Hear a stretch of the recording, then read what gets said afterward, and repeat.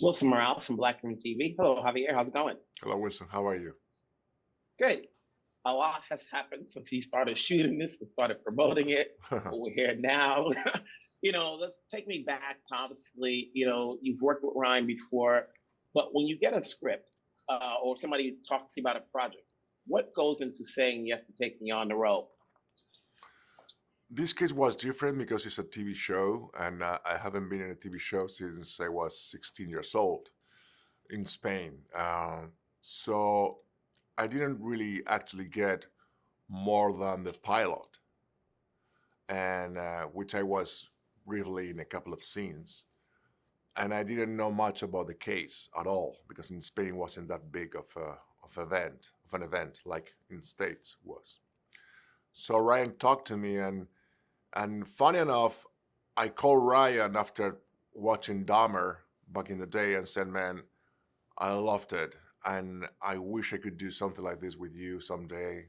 I know it's very American because it's about the American horror crime thing, but if there's a guy with an accent, I would love to be part of it." And then he came back. I said, "Yes, I have that guy. It's José Menendez." So, okay, cool. So I read it, and I was like, "Okay, what's all of this about?" And he talked to me about the story, and he said, "You should investigate yourself about it." So I Google in, and then, oh wow, I was amazed by the whole thing and the legacy of it all because of the delicate issues that they are dealing with. So we talked about it, and he made me feel very safe about how he was going to expose those delicate moments. And what I liked about the idea is bringing or opening the conversation about abuse in childhood, physical, emotional, and of course, sexual, the possibility of sexual abuse. And I think we are in a time where we have to speak openly about it and make sure that the victims, the real victims, are taken into account and they are um, very well addressed as they should and as they deserve. And I think the show kind of helps to do that. And then I said yes.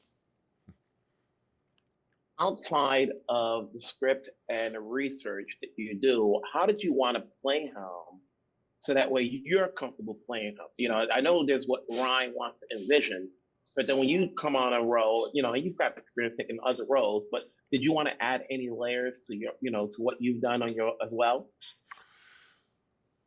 Not really, in the sense that he was a real person, but there's no much about him that I could watch or listen to because there's not much material out there of him.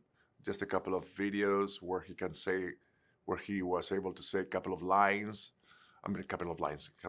He talked with an interviewer, and he said a couple of things. So I will listen to that methodically to try to understand what's beneath, what's underneath.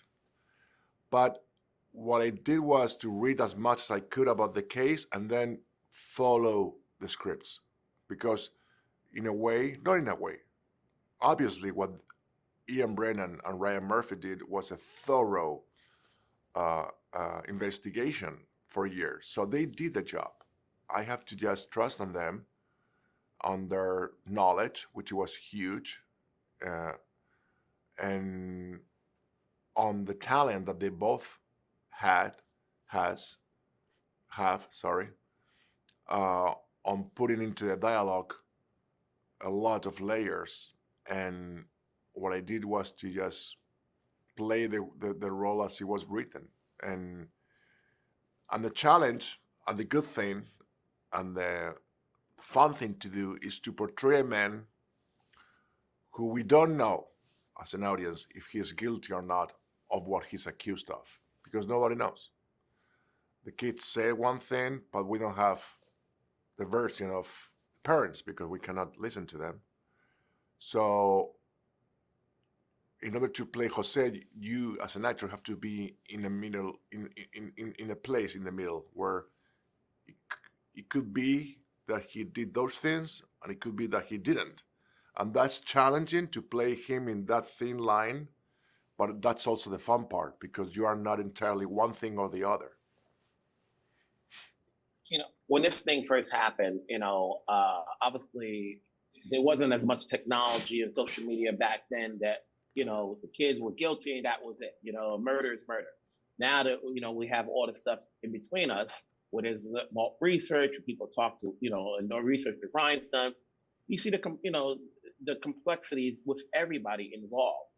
And, when you look at it and you're seeing what's happening now with the brothers and the possibility, of their lives maybe changing, what are your thoughts of what this show has done and your performance, that we're getting a new talk, that everybody's looking at these guys differently from what happened 30 years ago? I think it speaks volume about the power of movies and TV shows and art expression, if you want to call it, in the sense that this show has been made by a lot of people doing a great, thorough research on many aspects, and it has been done very seriously in order to convey as many aspects and as many versions as there were out there back in the day, based on opinions, based on facts, based on circumstances or statements of other people. So we have the whole picture of what it was to be back in the day with that case, in the skin of those kids and in the skin of the victims. And the fact that this show, Monster, allowed the audience to have an opinion and to revisit the case, and to the justice system to reopen the case, is huge. It's fantastic. The fact that the brothers can have a third chance to talk about their case and bring apparently new proofs that can change the pattern of their of what it's been so far. I think, it's for the American justice system to say if they are, if those clues are real or not. It's not on me, but the fact that a TV show like this is so powerful, it's very rewarding, because it not only affects the audience, but it also affects the case itself. When you take on a role like this, and you've worked with Ryan before, and what do you take from your performance that you can, is there anything you take technical wise as an actor that you took away from doing this series that you can bring on to whatever project you do next, whether it be another series, whether it be a movie? Is there anything you learned? And I always say actors can never stop learning. Is there anything you picked up from the show? Yeah. What I picked up from this show is having in mind that the people around me in every department, it was top notch, from directors down. Everybody was really like super good in doing what they were supposed to do, and I felt absolutely protected and supported, in the sense that I will go, and the clothes, the sets, the lighting, everything. Of course, my colleague actors, amazing actors and actresses, everything was top notch. So I was, I was back there on the 80s and 90s telling the story. So it was on me now to help to tell that story. What I learned is that the more dialogue, the more good dialogue and scenes and circumstances and situations we have in one story, the better we learn about that story, the better we are aware of those characters in that story. And what a TV show allows you is to really go deeper in those characters rather than a movie where sometimes you're constrained by time. And also, what I liked is that we were working nonstop. I never felt rushed as an actor. I never felt like pushed because we are behind on time. But there was no time to wait on the trailer, and I love that. You go there, you rehearse a little bit, then you shoot, you try different things, you are working with your colleagues, and it's alive, and it's alive. There's no time to settle things down for so long that it gets boring or it gets like, yeah, boring. It's like it's always alive, and then you've done one thing, and there's no time to reflect on that. You are on the next, and I like that because sometimes in movie making it's a lot of time waiting, and I am a kind of actor that wants to work rather than think. You know, I want to put the body into emotion rather than put the head to roll about ideas. I want to just put myself into circumstance, a situation, and try to do different things, try to improve, try to listen to the other and see what happened. And that's what the show taught me overall. Like, that's the way to go rather than waiting on a trailer and do like 15 takes. You know, before I let you go, obviously, I want to talk about just two last questions, probably combine the answer in terms of working with your co-stars. You know, Chloe's a vet. You know, we've seen her work before, but you got Cooper and Nicholas. You know, rising actors. Hopefully, we'll see more of them down the road. But how's working with this ensemble? And do you have a new perspective on cases if you happen to read it? Because now that you do a show like this, you know, you think about like what other cases we don't really know of because it was always kind of one-sided on what you're reading. You know, we see the news and something happens and, you know, who knows what case is going to be talked about 20, 30 years from now when you have a different take on it. Absolutely. Well, working with Chloe and Cooper and Nicholas was, and along with other actors and actresses, but mostly with the three of them because that's where my character spends most of the time with the family. Was I don't know. It's I mean, the older I get, the clearer it gets the fact that when you surround yourself with good people doing uh, their stuff as they know, it doesn't matter if they are better or worse actors. The only thing that matters is that they try. And in the case of Cooper and Nicholas, more than trying, they were capable of doing things and achieving things as an actors that I was amazed by how young they are, and the lack of experience they had, and how committed they were into going full bloom into the scenes, into the circumstances, with no net underneath.